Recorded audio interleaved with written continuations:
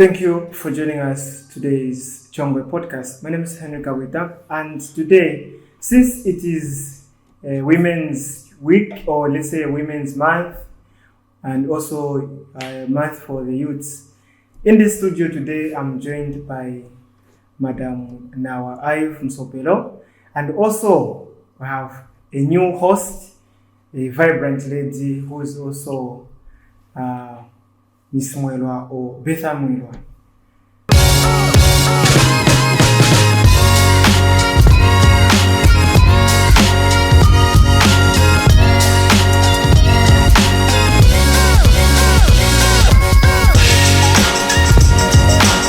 So before we go any further, Madam NAWA, thank you very much for joining us today. We are very delighted that you have created time to be part on this interview. Thank you so much, Henry, and thank you so much, Betha. The pleasure is all mine. I'm grateful that you have taken time to come and chat with me in relation to women activities, and this month, yes, like you rightly put it, it's a month for the women, the females of this world. So thank you.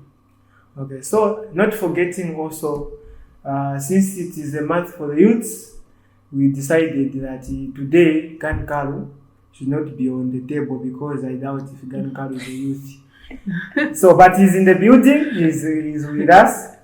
Gankaru is with us, but we just decided to make it for the youth and also women. So, Madam NAWA, before we start firing questions, we just want, for the people that are seeing you for the first time, Yes. they would want to know a bit about you, maybe a little background about yourself, because maybe some of the people have only seen you on posts on Facebook, and also maybe just on meetings. So just a little background about yourself. All right. Thank you once again, Henry and Betha and the entire team for according me this opportunity to speak with yourselves. My name's Ivy Sopelo NAWA. I'm a Chongwe resident. I'm a farmer. A little background about my education. I went to Material Girls Secondary School and ended up with Zikas University. I'm a human resource practitioner with vast experience in administration. So I'm a family person. I'm a mother with 2 grown children and 4 grandchildren. So briefly, that is about myself. Thank you. Okay, thank you so very much, ma'am, and it's an honor to be here. Thank you very much. So our first question will be, you've had a successful professional career. So what was the exact moment that you decided to say maybe you take a swing at trying to be an aspiring candidate? Thank you, Betha. I have always been a politician for quite some time, and I should state that my late husband was a strong politician, having started the party, United Party for National Development, way back in 1998, together with the late president by then, Mr. Anderson Mazoka. So so it's been politics, and a wife to a politician. You equally, become a politician. But during that time, I was in active employment, and so I couldn't really participate fully in politics, but a full supporter to my late husband. So swinging into active politics was in 2018. 2019, and during that time my late husband was not well, He still had the passion for politics, and we had moved to Chongwe from Lusaka. And when we moved to Chongwe, it wasn't popular. UPN being in UPND was not popular. People were, scared and that kind of thing. But he had so much passion for it. And when we got here, people were not very active, especially in this ward, Tandabale ward. And so he encouraged me to take up active politics, because by that time I was no longer in employment. So yes, about 2018, he basically said, we need to keep pushing and fighting for this country, and I'm not well myself. So please, you are still energetic. Can you go for it? And that is how I started politicking actively. So 2018, 2019. Yeah. Okay, so we have had different interviews. So Yes. sometimes when we ask our guests what has motivated you to stand, others would say, because the president said they need youth in the parliament or in higher positions. Some will say because we need women in the offices. So apart from you being a woman, since the president said that they will include more women in the parliament and also at the positions, not just the parliament. Yeah. Yes. Apart from just you being a woman standing on a position that you decide to stand, what do you think is missing in the current representation? Like the people that are already there, what do you think that there is a touch that you should add on whatever is already being given? What do you think is missing that you think when I'm there, I'll improve certain issues? Okay. Thank you, Henry. I hope I have gotten your question clearly. Yes. I think to start with, I would like to appreciate the women, all women that are in leadership in this country. So I'll focus on Zambia itself, because, we are here in Zambia. So there are quite a number of women, not many. I think we can do better than it is currently. So they have done their level best with the support that has been accorded to them. But personally, as a woman, given an opportunity to get into a leadership role, as it is, I'm aspiring to get into one of the positions in leadership. I think it is very important to work hand in hand with the community in identifying what the community wants.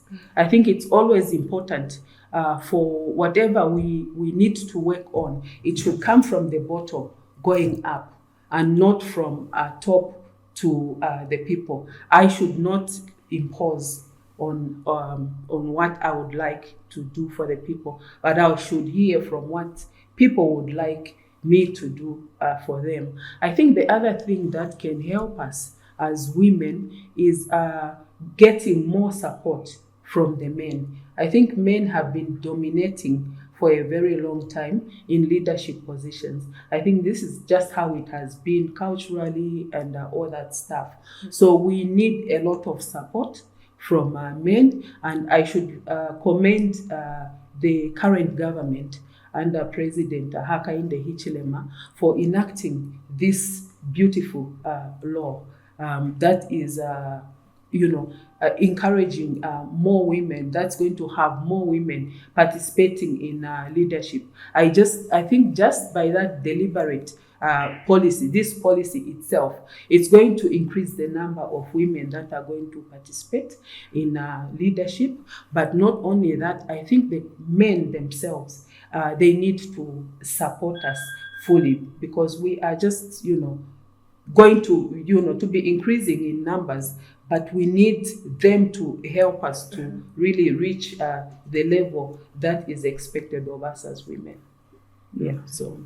That is what I can say. Amazing, amazing. And we like the fact that you've touched on the community aspect, and you've given us a preview of how your zeal for trying to get into leadership roles has deep roots. It's stemming from a place of passion. And since you've mentioned that you are a farmer, meaning you understand the various needs of the farming community, because Chongwe is indeed known as a hub for agriculture here in Lusaka. Yes. So once given a chance or once elected into a leadership position, how will you ensure that promised infrastructure and projects are actually not just implemented, but finished and up and running to benefit the community of Chongwe? Thank you so much. Yes, Betha, you rightly put it. I am a farmer, actively participating in quite a number of farming activities within my catchment area. So I fall under what is called a Honda Camp. Yes. I belong to a cooperative called Kapiliomba Cooperative. I'm an active member, and I'm currently what we call the CAC treasurer. So I'm the treasurer for the entire Honda Camp. So I think it's very important that farming projects are implemented, but not only implemented. I think what is very important for me is when a project is implemented, I think it has to be monitored. I think there should be monitoring and evaluation in any project that we undertake. So farming itself should equally be monitored, it should be evaluated, and then there should be also performance measurement. How are the farmers performing? There is a lot that the government has implemented year in, year out. We have FISIP, we have SAP loans, we have different organizations coming. I've been privileged to host a number of organizations. My place here is used as, we use it for demo projects. So what I see is that, people come and give us ideas, they teach us. I think the Ministry of Agriculture through our DACO, District Agriculture Office here, has done a splendid job, to ensure that farmers are educated, farmers are sensitized. I think it's really important to make sure that whatever has been implemented, whatever has been given, is monitored. Is what we are giving the farmers really being put in good use? And some of the farmers, aren't they selling some of the supplements we are giving them? So it should be monitored. There should be an evaluation, and there should be a report to like a post-mortem to really see whether these things that farmers are being given are really being put to use. Yes. Okay. Okay. So most of I've looked at the problems that we usually face in Chongwe, like at the moment. Like ever since for me, ever since I came into Chongwe, one of the problems that I've seen has been, although there's improvement since then and now, in terms of access to clean water, not just access to clean water, but having access to water itself, especially in hot season, is quite a challenge. So we don't know, because we've seen that the various projects have been put up to bring water to the people. We saw a project that I know for sure is the one that is at Margaret Mochia, that water project. Some houses were connected, received water, but some houses, like I can say it for myself at our place, were connected, but there is no water. The taps stopped. Water stopped flowing. I don't know since when. And there have been little inspection by the authorities themselves to check if the water is working or not. Even, I don't know, at the moment you don't even know if the bill is there or what, because water doesn't come out. So you are elected into a position, this gap of people having difficulties in accessing water and sanitation. How do you think you're going to improve it? Thank you so much, Henry, for that question. Water is life. And I think it's very important for every citizen of this country to access clean water. Not just water, it has to be clean water. And I think the government of the day has strived quite hard to ensure that water reticulation is provided to the community. What will I do given an opportunity to attain a leadership position in Chongwe? Is to work hand in hand with the organizations or the council or people that are mandated with water management.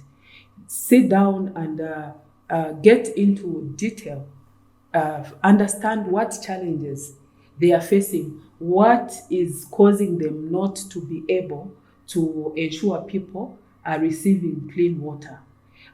Instead of putting the blame on these authorities that have been tasked with their water management, I think first and foremost, let's understand what challenges they are going through. What is it that is causing them not be able to issue bills?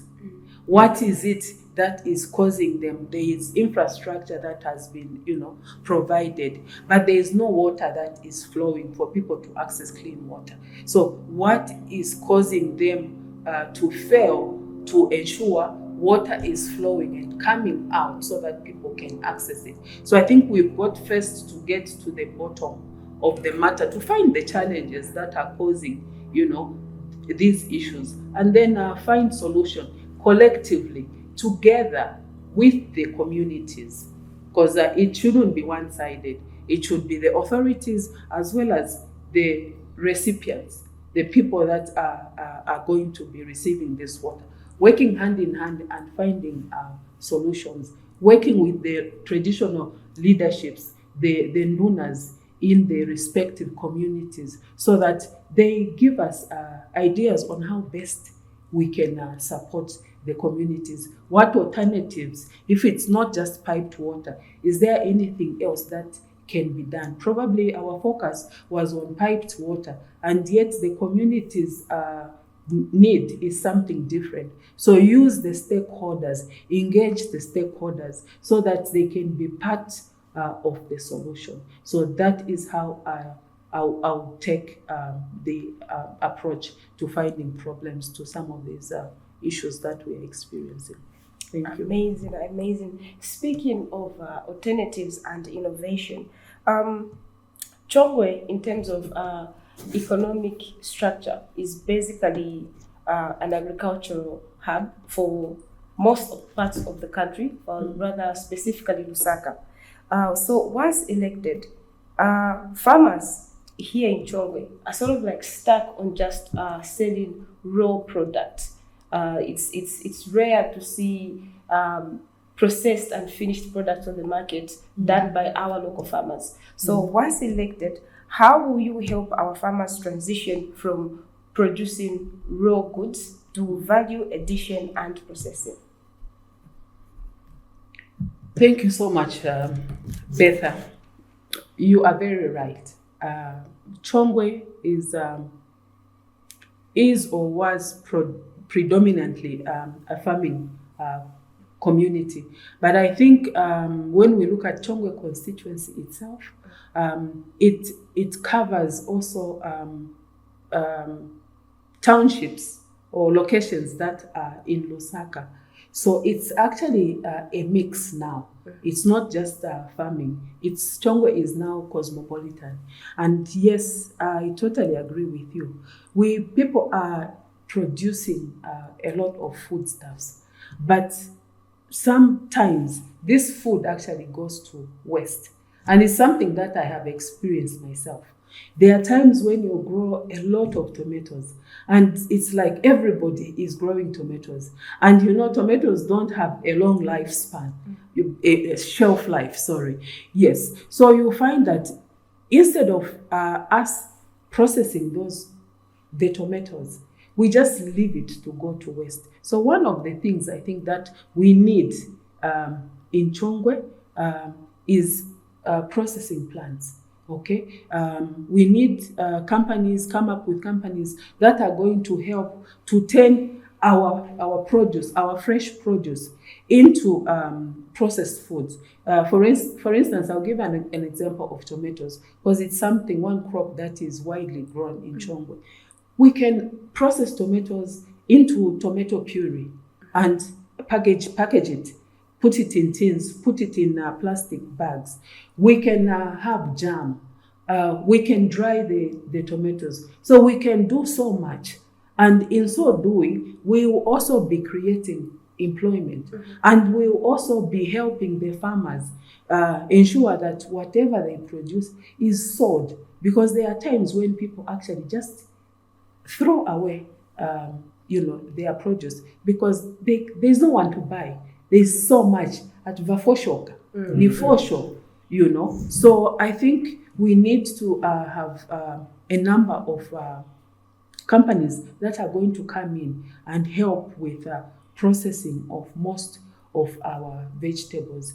There are certain vegetables that we even can dry up, okay, and package and resell and use even for consumption, the times that we don't have these items. So there's quite a number of things that we can do in Chongwe itself, and very doable.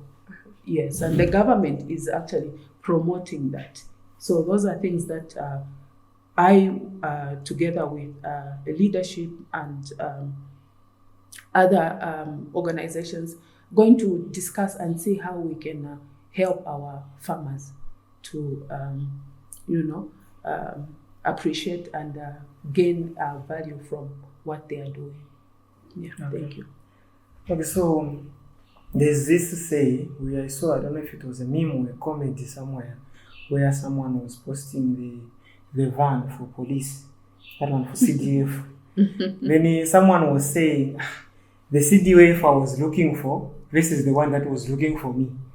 Instead of getting the CDF money, it is the CDF police that is looking for you. So just talking about the CDF, the Constituency Development Fund, it has been, there are some rumors that sometimes some people may not, they just hear it on news that the government has released this money to the public, and people are making groups. For some, they say, maybe I don't even qualify, or maybe or you find someone appearing on the 4 groups, 10. Then, I think there's actually a lot to be said in terms of CDF. Apart from just the people accessing CDF, also we look at what the CDF is doing. Yes, some people are complaining, water bounds CDF,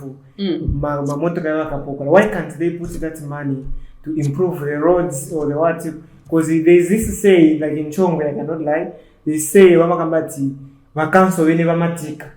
When they fix the road, instead of the cars to be moving properly, instead there's a lot of mud now because of the type of soil that they put. But why can't they use a CDF for gravel or katama kichabe on these roads? Because some of these roads are only accessible few months when they put the gravel they put. Time again, goes back to the same thing, and they do the same things over and over again. Why can't they fix it using the CDF? Why can't they fix it once and for all so that everyone is able to access? So, and the other part which I mentioned is, how are you going to make the CDF available to everyone? Okay. Like in some words, they say Tima in Vera Chabe at CDF. Sometimes there was a Vera Chabe at school, you said they were through CDF. But of course, the people, they benefited through the school, but there are some people that would want to benefit through small businesses, but they are afraid to join groups of CDF bayo but maybe bali kudala na mazina yao. So how are you going to make it accessible to people? Thank you, Henry, for bringing up the topic on CDF, Constituency Development Fund.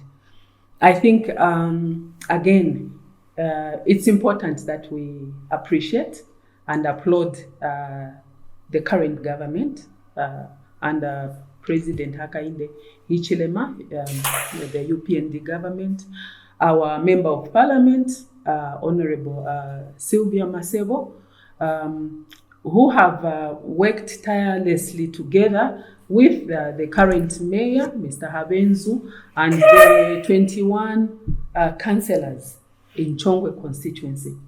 As we are aware, yes, those comments, I've equally heard them.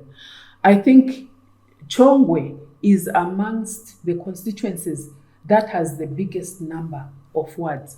We have 21 wards in Chongwe. And not only that, it is vast. You know, on this side, we go as far as Sinoma Cement. Okay, we are getting closer to Chilanga. And then we go all the way to Katowa. Then on this side, we border Chisamba. You know, and this side we are bordering Mungule. So we've got 21 wards sharing the same amount of money that other constituencies that have 4 wards. You know, so it has not been easy for the current leadership here in Chongwe. I should commend actually Honorable Masebo for what she has done, because just sharing this cake amongst 21 wards has not been easy, because every ward has their own priorities. And when we are talking about working on roads, it's quite a lot of money. So look at all the wards that we have. They all need capital projects. They need schools. They need clinics. They need water. They need so much. Okay? And the amount of money is just the same. So I'm glad that with this delimitation exercise that Electoral Commission of Zambia is currently undertaking, we are keeping our fingers crossed. We are looking forward to April 15th to hear how many constituencies are going to be born here in Chongwe. I think if we can, have 2, 3, 4 constituencies in Chongwe, I think it's going to really help us. Because, for instance, if we're going to have 3 constituencies here, it means every constituency is going to have 40 million kwacha under the famous CDF. And that would be like 7 wards, okay, under one constituency. And look at what can be done with a 40 million kwacha just for 7 wards as compared to 21 wards. You know, so yes, complaints have been there, and it's not everybody that has been able to access like loans, bursaries, skills training, because you are all sharing this, pie, or this fund that you have against 21 wards. It's a lot. It's a lot, and some of the projects require quite some significant amount of money. So I'm so grateful to this delimitation exercise.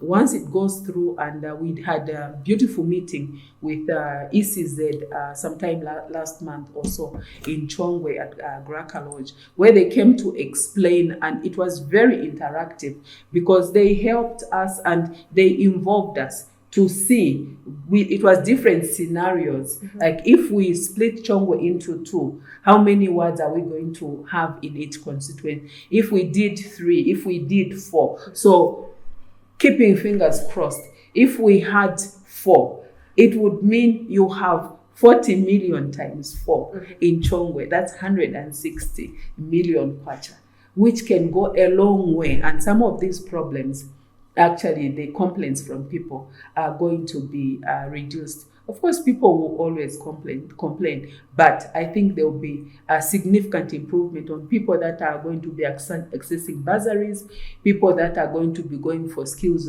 trainings, people that are entrepreneurs that are going to be accessing loans and even capital projects themselves. So yeah, I think if Chongwe is split in whatever number, it's going to improve the challenges that are there. Amazing. And speaking of demand, I think one of the things that we've recently noticed is an increase in the number of children that are being enrolled in schools now, thanks to the free education policy. Yes.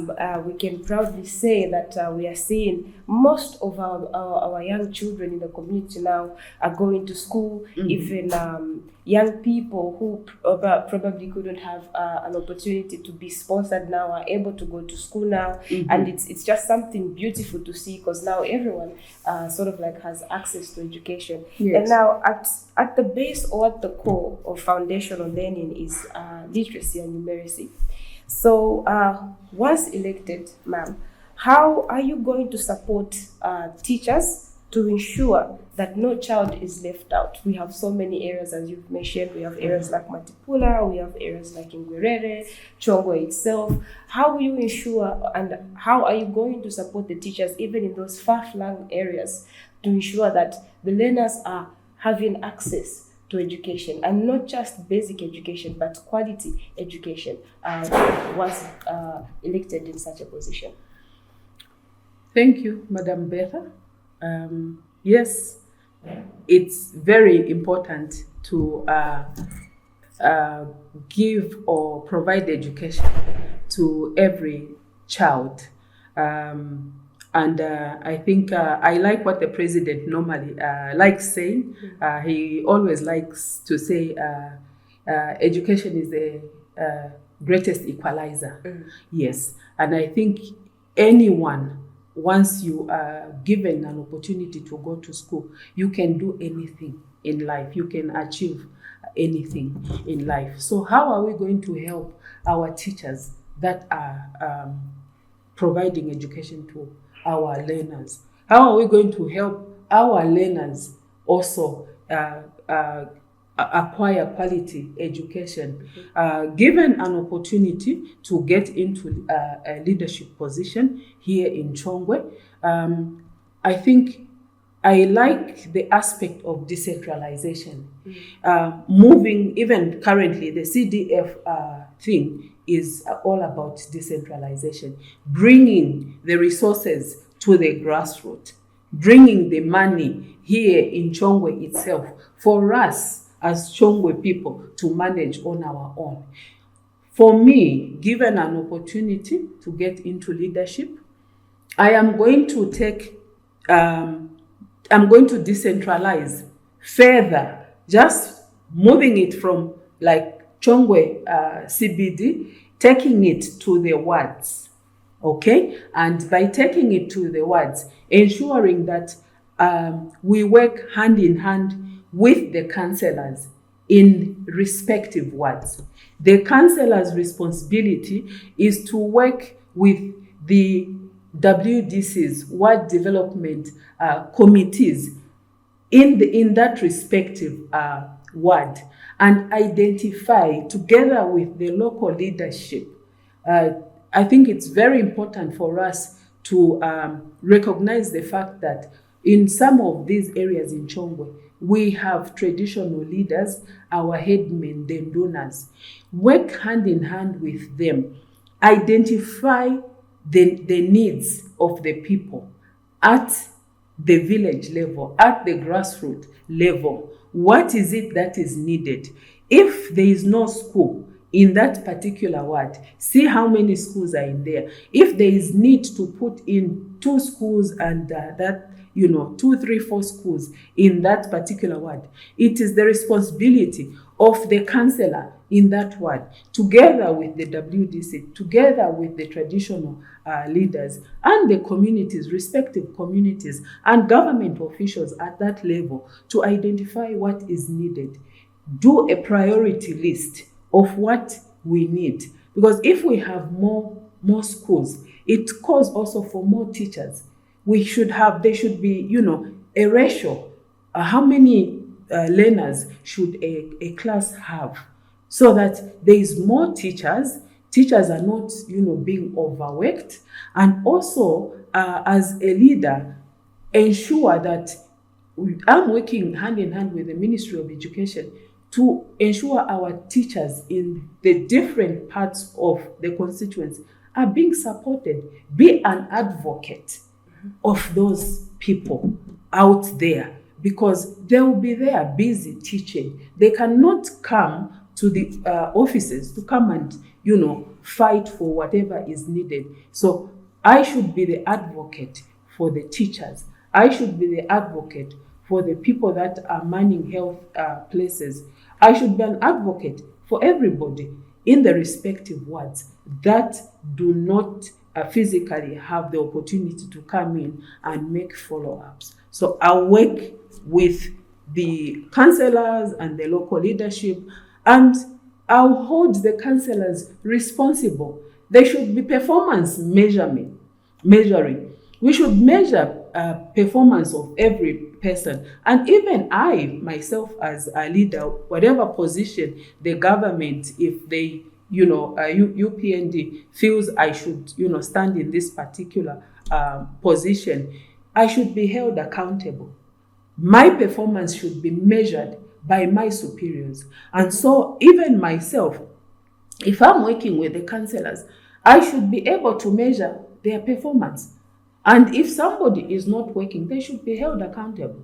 Just like you, teachers and everybody else, you do performance appraisals. And if somebody is not working, you implement a performance improvement plan. And if somebody does not improve, then, you take action. So I think what has been lacking is measuring performance and holding people accountable. Because it's not just about Nangena Nchito Muboma and not perform. Let us perform. We've been given an opportunity to work. Let us work and deliver so that the people, the grassroots people, benefit. Because they put us in office so that we can help them.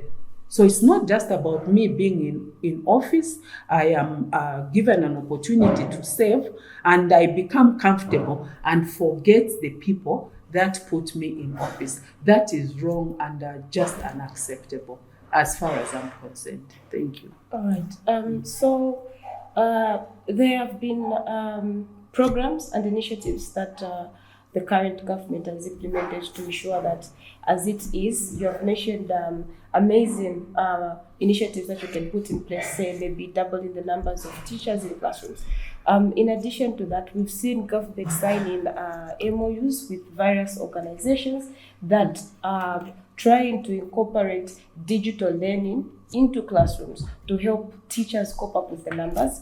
I think one of the organizations or programs that I know of here in Chongwe that is operating, trying to assist teachers with matching up large numbers with one teacher is Education. So do you think such programs should be put in all schools, and how would you ensure, or how would you support such organizations to ensure that teachers are able to, see their learners improve, and also such organizations are saying they are pushing for quality education, because one teacher to, let's say, 64 learners, one teacher to 125 learners, it's quite hard for the teacher to monitor every learner. But with such programs, giving teachers real data, giving teachers real learning gaps that learners are facing as they are, in the classroom.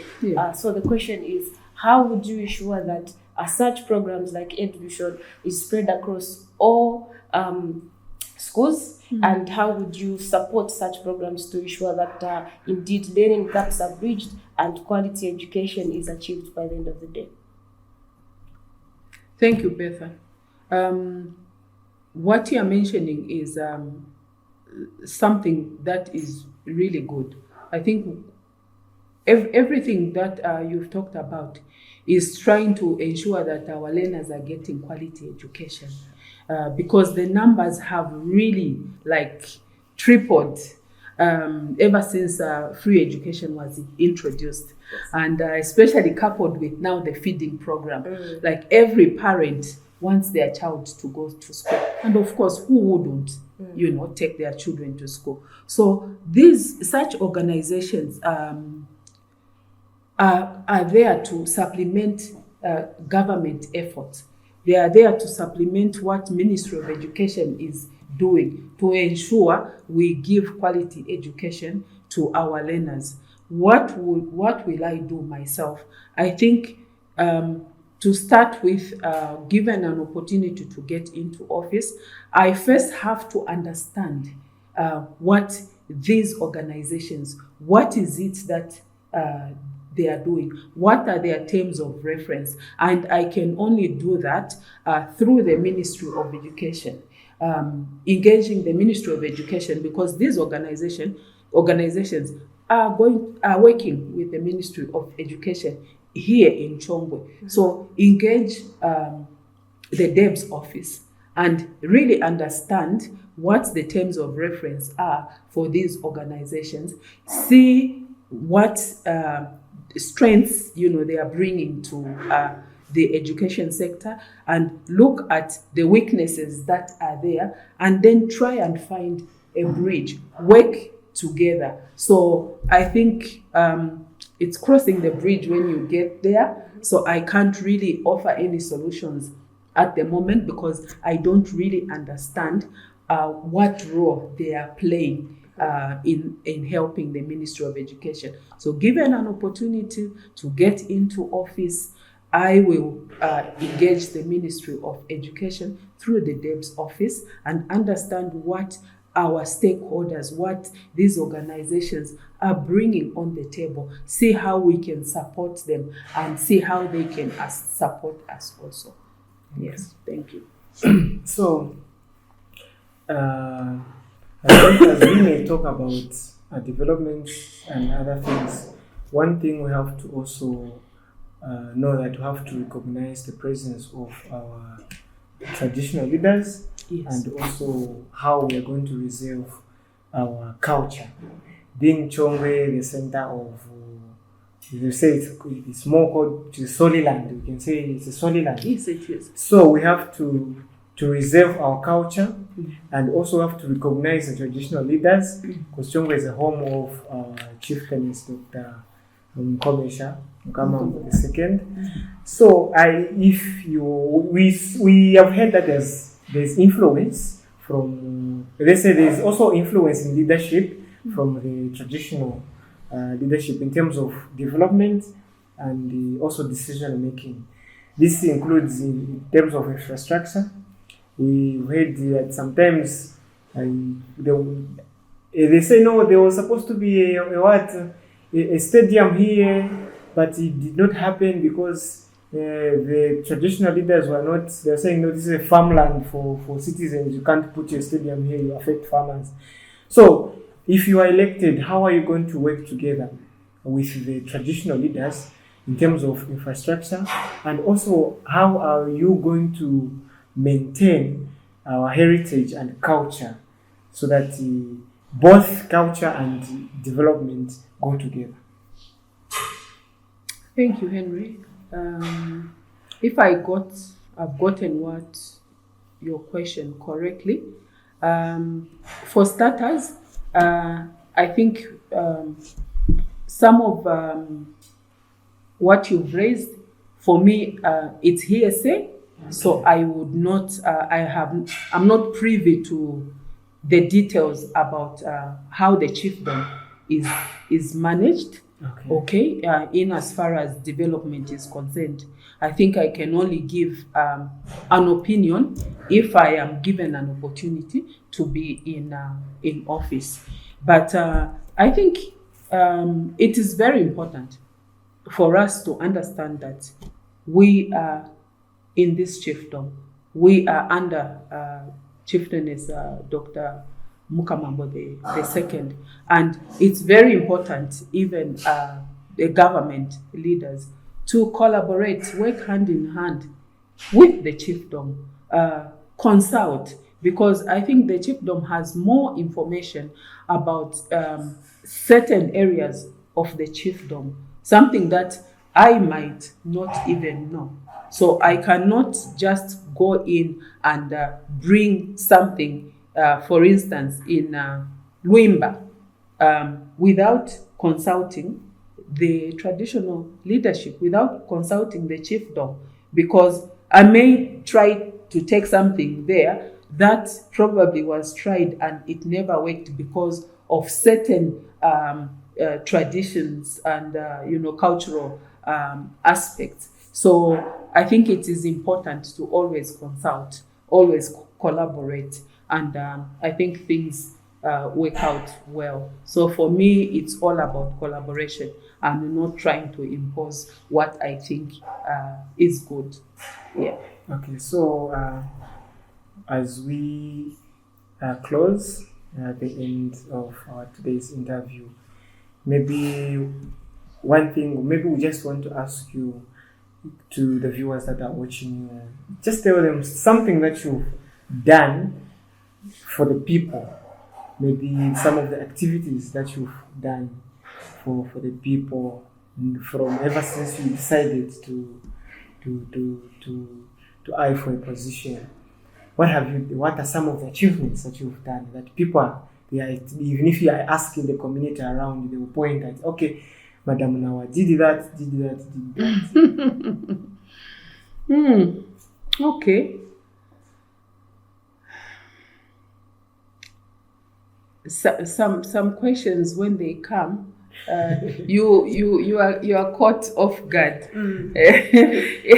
Even when there are certain things that you have done, you find that okay. One of the things that I like doing. I'm a people person by nature, yes, and I think it also stems from the human resource management training that I have done. So I love to interact with people a lot, and currently I did mention that I'm actively involved in the cooperatives here in Honda Camp. Okay, which has 11 to 12 cooperatives. And I have actually offered my place. This is a place where meetings are conducted. Okay, so I do that because I look at the distances that people have to cover. And I found that, this is kind of like a central place. So people can drop off from the bus stop. It's 900 meters to here.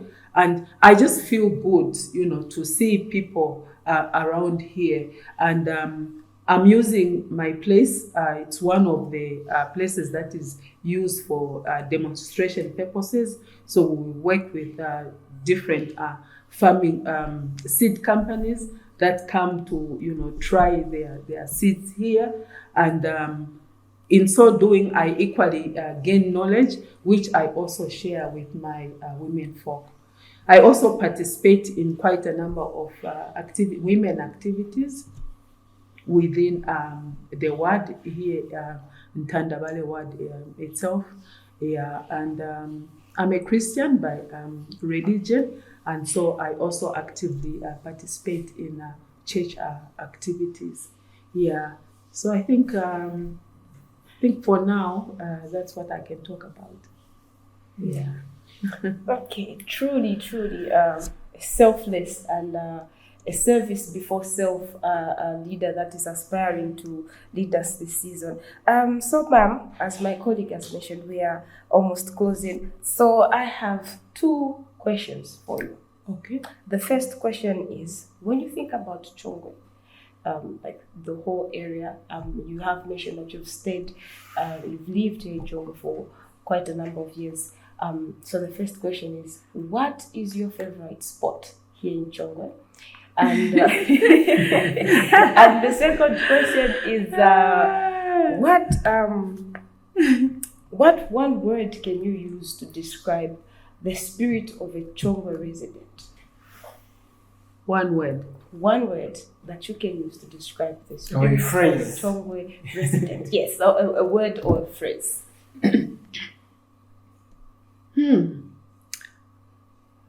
I start with a favorite spot. Wow. You know, I have had the opportunity. So in 2021, again, I tried to, get into leadership. I was not successful. So during that time and now, I've had the opportunity of going to all the 21 wards of Chongwe. Yeah, so we start with Kapwayambale, Ngwerere, come to Madido, you come to Kasisi, you go to Kasenga, you come to Chinkuli.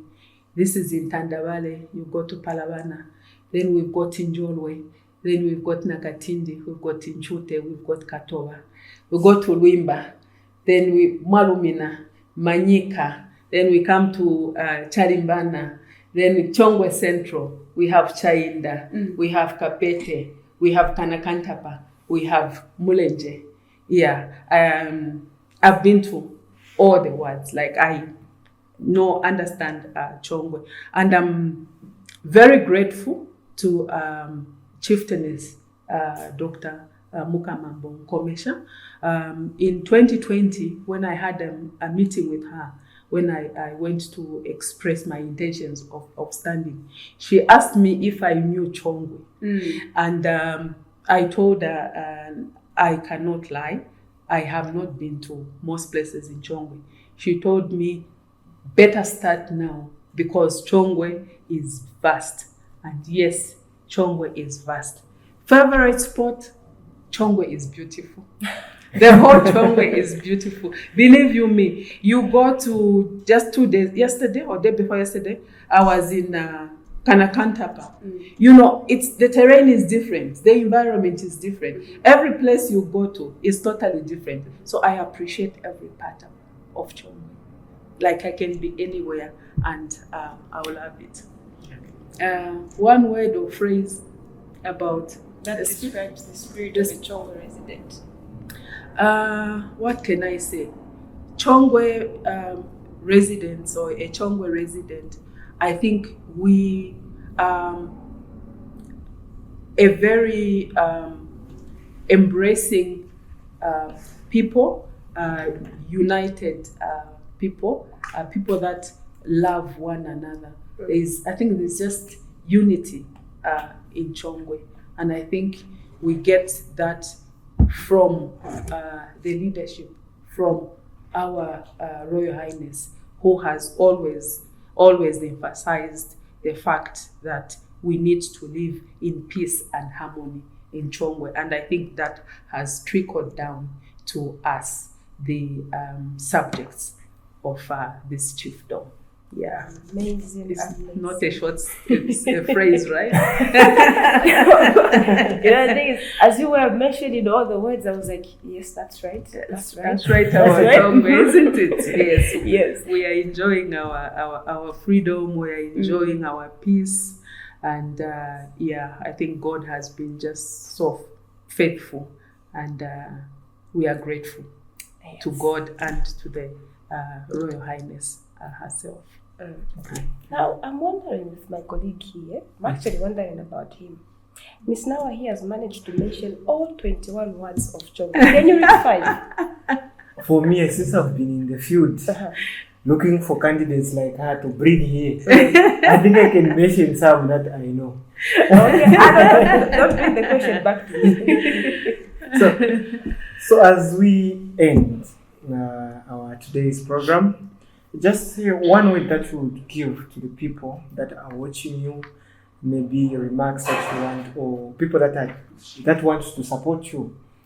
What would you say, or what words would you give to the people out there? Okay. Yes. Thank you, Henry. Thank you, Betha. The people out there that have been listening to me speak, I thank you sincerely. And I would like to ask that the people of Chongwe constituency give me an opportunity to serve in one of the leadership positions in this constituency. I'm a woman, and I think the president is trying to have more women participating. Not only that, I'm a people person. That's not self-praise. I know myself. I'm a people person, and I think there's a lot that we can do in collaboration with the people of Chongwe. So I'm asking that the people of Chongwe give me an opportunity to serve them. Asking for your support. Well wishers, also give us the support. Give me the support as a woman. Getting into the political field is not easy. It's expensive. It requires a lot of resources. Financially, materially, and any well wishers that would like to support this woman that is here, get into office. Please do so. Greatly appreciate, and I will not let you down. Mark my words. Thank you. Okay, so viewers, we've come to the end of our program. As usual, I am Henry Kawita, and we had in the studio as a co-host, Madam Betha Mwelwa. In the interviews, we had Madam NAWA Msopelo, who is aspiring of one of the positions under Chongwe constituency. So, hope that you've heard for yourself, and as you are supporting these forthcoming elections, don't forget also support her. So, see you in the next episode. So, bye. Bye-bye. Thank you. Okay.